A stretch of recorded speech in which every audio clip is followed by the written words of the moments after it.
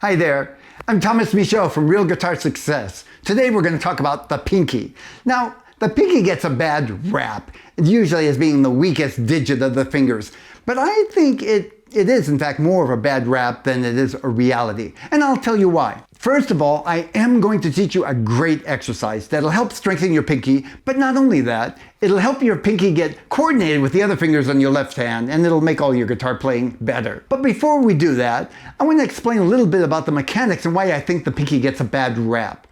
First of all, I think for a lot of people, the pinky feels exceptionally weak because of the way they hold the guitar. I'd like to have you do an experiment with me right quick, and please try this with me. It'll mean a lot more if you try it than if you just think it out. Take your hand and move each of your fingers one at a time into your thumb. See what that feels like. By the way, this is the way your thumb and your fingers are supposed to work. The grasping hand is scientific terminology. Now, put your thumb out to the side and go ahead and reach your fingers into your palm, more or less. They end up being in the air. Doesn't it feel a lot weaker and maybe even more importantly, kind of out of control? Well, for most people that's the case anyway, and that has to do with because you're kind of bypassing the way the hand works best by this grasping motion. Now, to make the most use of your pinky, even before you do any exercises, take that position of the grasping hand and put the guitar neck directly between there. You see now, my fingers are basically going towards that thumb, but the neck is in the way, so I'm getting the most leverage. If my thumb, can you see my thumb sticking out top? If it's over here, I'm losing a lot of that leverage. Now, if you put your thumb over the neck when you make chords or when you play bending chord notes, the same thing applies. It's not my preferred position, but it works, and it's best to keep your thumb in the middle of your hand again, not off to a side like this. I'm going to teach this in 3 sections, and the best way to learn it is to learn one section at a time, practice it so you're reasonably comfortable. Let's say, 80% to feel like you got it solid. And then add the next section and the next section. Eventually, we're going to end up putting all the sections together. But trust me, just doing it a section at a time will relieve some stress, and it really works. It works in terms of strengthening your pinky. Here's section 1.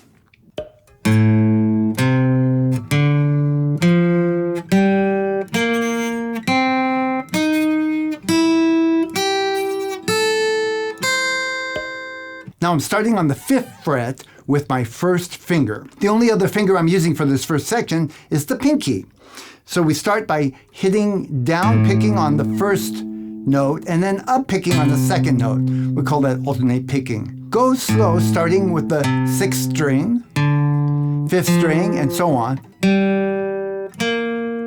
all the way until you get to the 1st string. Then, when you can do that comfortably, go ahead and go backwards. This is what it looks like backwards.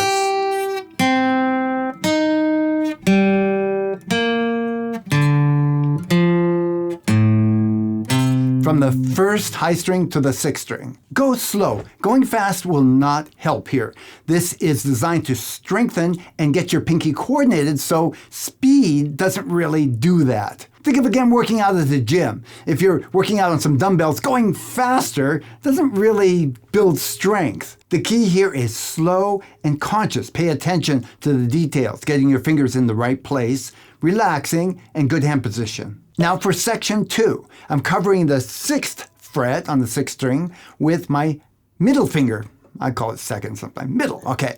Middle finger. And then on the 8th fret with the pinky. So the pinky is going to the same place, but I'm starting with the middle finger, pinky. So again, that's down pick, up pick.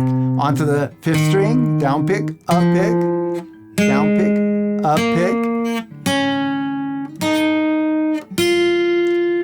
Again, slow is the key, but try and stay even too. You might even want to try it with a metronome at some point, but not critical. Learn the exercise first. Okay? So I thought I'd talk through a demonstration. Surprised I could actually do that. Okay, time for section 3.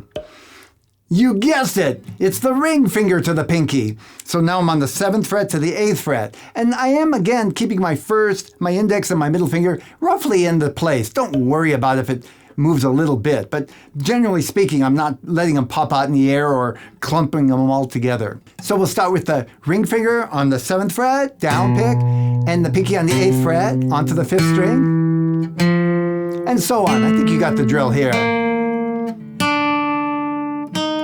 So that's all 3 sections. Again, it really works best to just learn 1 section at a time. If you've been playing for a while, you could probably whoop through all 3 sections in one day. But if you're starting out, take your time. It's worth it. This exercise is something that you can do for years and years and years. Yes, really. And by paying close attention, relaxing your hand, keeping good hand position, you'll always be improving your playing. Finally, once you've got all 3 sections, you can combine them together. And I'm going to show you what the entire exercise looks like. So we start with the index finger to the pinky. Now middle finger, pinky, and ring finger, right?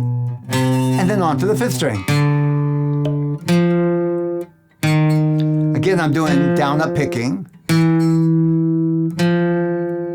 4th string. Deliberately going slow to give you an idea. I could go faster, but I'd rather not.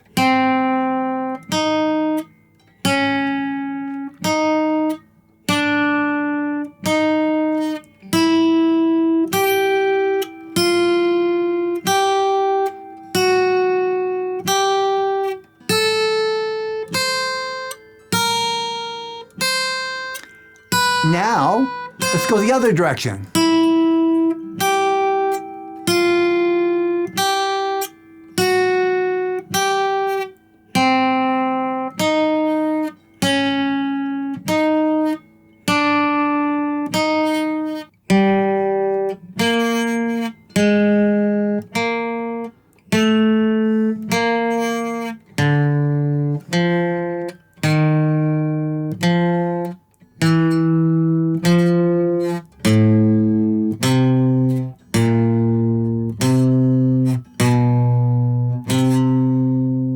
That's it.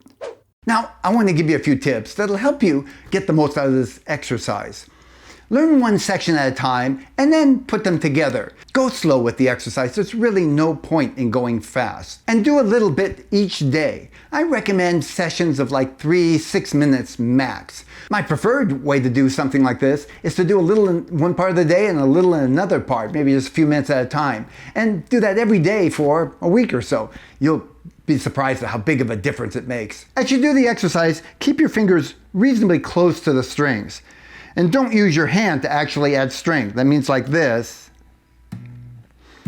No floppy hands. Keep your hand steady as you put 1 finger down at a time. Then when you go to the next string, try to keep your fingers close to the fretboard. Just do the best you can. Don't get too uptight about this. And don't overdo it. If your fingers are sore, kind of like when you're working out, you feel your muscles are a little sore, that's good, it's working. If you feel pain, that's not right. You should probably let it go, come back at it later or another day. And if it continues, you might want to get your hand looked at by a doctor. And finally, as you practice the exercise, try to go for kind of an even tempo. You can also practice with a metronome, but it's not necessary. At some point, you might want to try it and just see how it works. But the idea is to keep a nice, steady, slow pace. Thanks for joining me today. This is day 16 of my 30-day guitar coaching series. I hope you enjoyed it. And if you like this, give me a thumbs up and come on back tomorrow and check out day 17. Now, I do have a favor to ask you. If you can think of something you'd like me to add, there's still time, leave me a comment and let me know.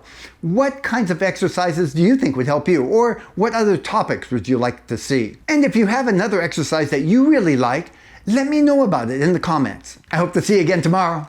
Bye.